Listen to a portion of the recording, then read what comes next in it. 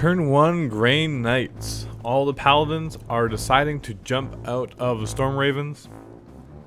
Well, the other ones were forced out. These ones decided to voluntarily come out, so they won't be as embarrassed. No, first Storm Raven goes up, tries to not get immobilized, but instead gets knocked over. It's okay, he only hit Orc boys. They're not worth very much.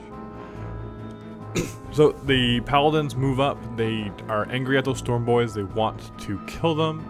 The last cannon, twin-linked from the Storm Raven, shoots at the battle wagon. It's a penetrating hit, but he does make a cover save from the custom force field. Then he shoots his twin-linked Melta at the Ludus. They have a bunch of different shooting, storm bolters, and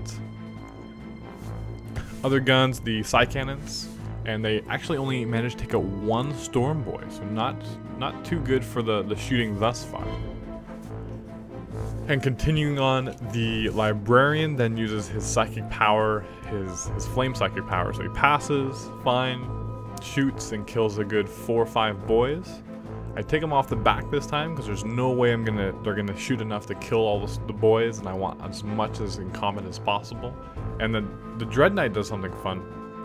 He actually walks up to the boys and then shoots a flame like over them and wipes out almost my entire Ludus squad, which actually hurt a lot. And then he continued to shoot his other side cannons and storm bolters into the boys, and then assault phase, moving in. Now this is where it gets gritty. Now he actually had to touch his Storm Raven, which was wrecked, which is dangerous and difficult.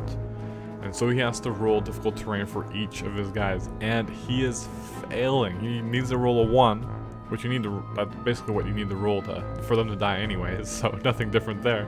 But he ends up, and then he has his invulnerable save, but he fails 3 different wounds.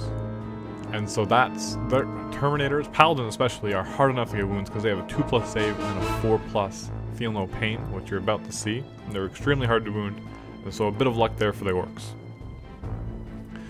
Starting off, it's Drago with his bunch of attacks. He kills 3 boys, and then the rest of them with their power swords or whatever they have, it is hard. And then they have a couple hammers in there as well, but they do take out a big chunk of boys. Boys attack back, the ones that could get in range, and Drago takes 2 wounds on him, and he fails 2, but then he makes 1 feel no pain, and so he's down to 3 wounds from his original 4.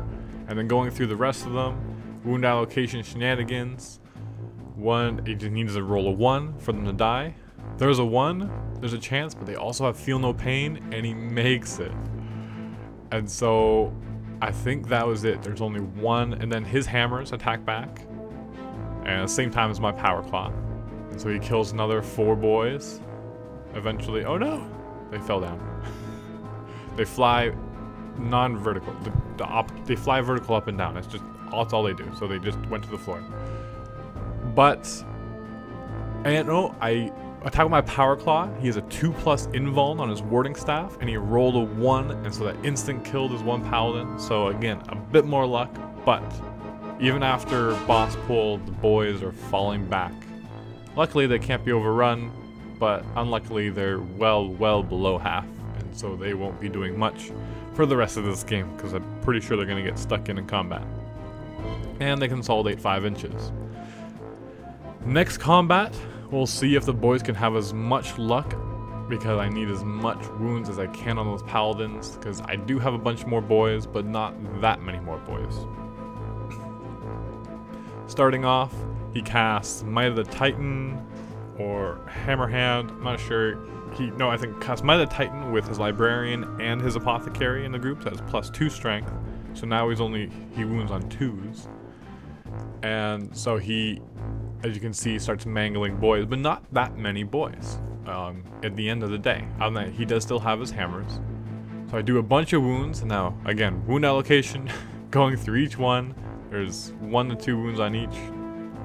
And again, he needs to roll a 1 and then fail his feel no pain, which he does not want to do. Almost. There's a couple times, but the Paladins are staying strong, doing quite well. And the hammer attacks back, hits. No, mine hits. Mine actually failed. It hit the warding staff. He made us 2+ invulnerable there. And so I take fearless wounds. I do roll a bunch of 6s, luckily.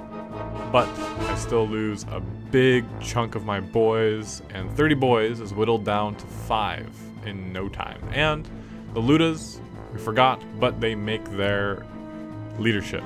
So end of turn 1. Grey Knights. They're still pretty strong. They've taken a bunch of wounds. Again, in total, I think he only has, well, let's see, he has 2 squads of 5, so that's 20 wounds plus, depending, he only has about 26, 27 wounds total. He's taken a few. My battle wagon is remobilized. The big mech did repair that. And so we'll just see what the boys can do to hit back as hard as they can. So, stay tuned. Oh, and we're falling back. So stay tuned for part 2 of Orks.